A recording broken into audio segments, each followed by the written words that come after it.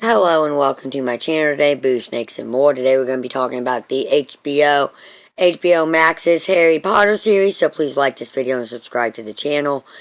And for more videos like this, watch my other half's channel, A&A Snakes and Stuff, my youngest son's channel, Henny's Toys and Games, or my oldest son's channel, Little Chris 10. Now let's dive into the video.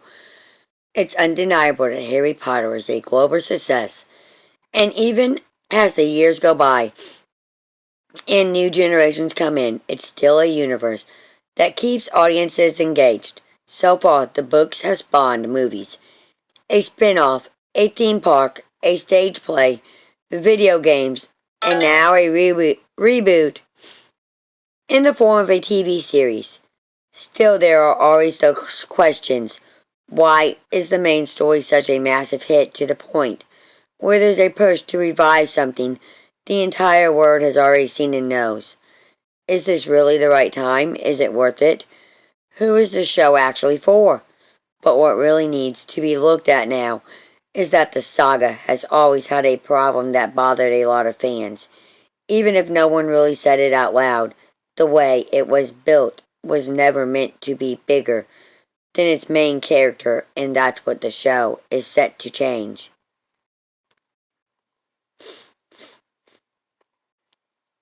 Harry's journey is strong enough to carry everything around it. But if you really think about it, the wizarding world has always functioned as a backdrop, which is something people have always wanted to explore more. That's exactly why games and even fan fiction tend to do so well. They let audience dive deeper into other characters and experience the world, its rules, and its conflicts from different points of view. Keeping everything tied to Harry's perspective limits how much people can really understand about that universe, and why there's endless content online explaining every detail of the lore. There's a big difference between knowing about it and actually experiencing it. Harry Potter TV series will offer a more complete look at the wizarding world. When the HBO reboot was first announced, speculation immediately took over. And as more updates came out, one detail in particular stirred out. What we're getting isn't just a more faithful or extended adaptation of the books. It's a deliberate expansion of them. Think about how much more compelling it would be to see things that just don't exist in the original material, like characters' routines outside of Hogwarts, or the dynamics inside Pacific families. As solid as Harry's story is, it feels like the right time to finally build more context, instead of just revisiting events everyone already knows by heart. If the goal is to reboot the franchise, the creative team seems to understand that it doesn't have to be 100% more of the same. The clearest example of this is the decision to explore Draco Malfoy's life in a more direct way, including scenes set in Malfoy Manor and family interactions that were never fully developed in the books. In an interview with magazine 1883, actor Lex Pruitt, who plays the character, opened up about what to expect. I think with this adaptation you get to see so much more than the books. The books are very much over Harry's shoulder, which is great, and that's how they played the film as well, he shared. There's just so much more that you get to see.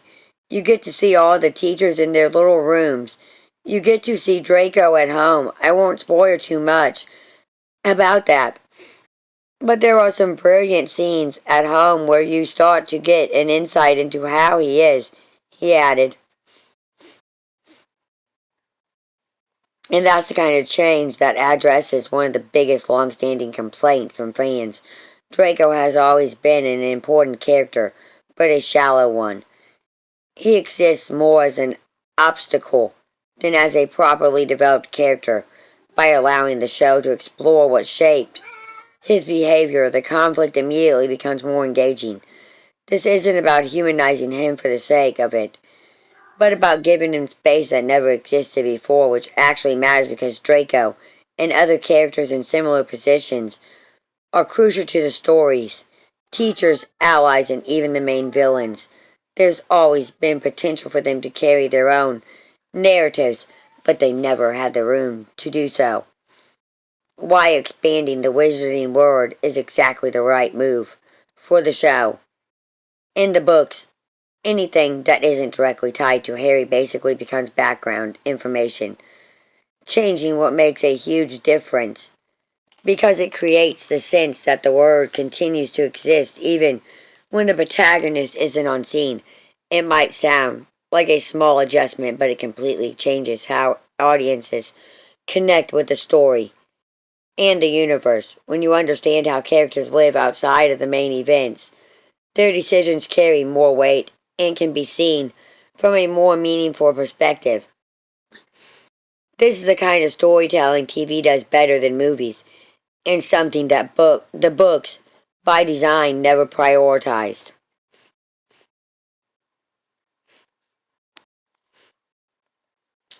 It also helps explain why the Wizarding world itself has struggled to sustain an expanded franchise. It was not because it lacked ideals, but because it lacked a solid foundation. What does that mean? Once the main story wrapped up in theaters, the franchise tried to expand with projects that didn't revolve around Harry, like the Fantastic Beasts spin-off. The goal was to turn the universe into something bigger, similar to what happened with Star Wars, for instance. The problem is that Harry Potter was never built to function without that central point of view, so we don't actually understand how the Ministry of Magic works, how other families live, and what the Wizarding world looks like outside that core circle. So when new stories try to branch out, they end up lacking both emotional and instructional grounding. The Fantastic Beasts movies start off with an interesting promise, but lose direction, getting caught up in political plots and failing to build a strong connection with fans. It's a different era, a different story and characters people aren't already invested in. What audience really want is to return to the original storyline, but with a deeper understanding of characters they've loved for years and how they experience everything happening around them. In short, the universe exists, but it was never developed enough to sustain multiple independent storylines with the same weight as the original. Of course, that doesn't mean everything will automatically work in the show. Expanding too much can also be a problem if the series loses focus or starts over explaining things that don't need to be explained. There's a fine line between adding depth and overloading the narrative, but based on what's been revealed so far, the intention isn't to pad the story with random content, but to fill in gaps that have always been there. What HBO is doing isn't just retelling the same story, but adjusting how this story works in a way that fans have been wanting for a long time. By taking some of the narrative weight off a single character and distributing that perspective more evenly, the series has a real shot at delivering something.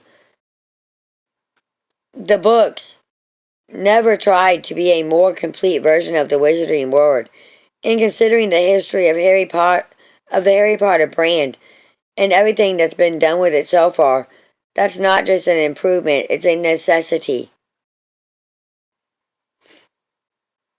Harry Potter TV series arrives on HBO in 2027. What do you think? Leave a comment below. Join the conversation and peace out till the next video.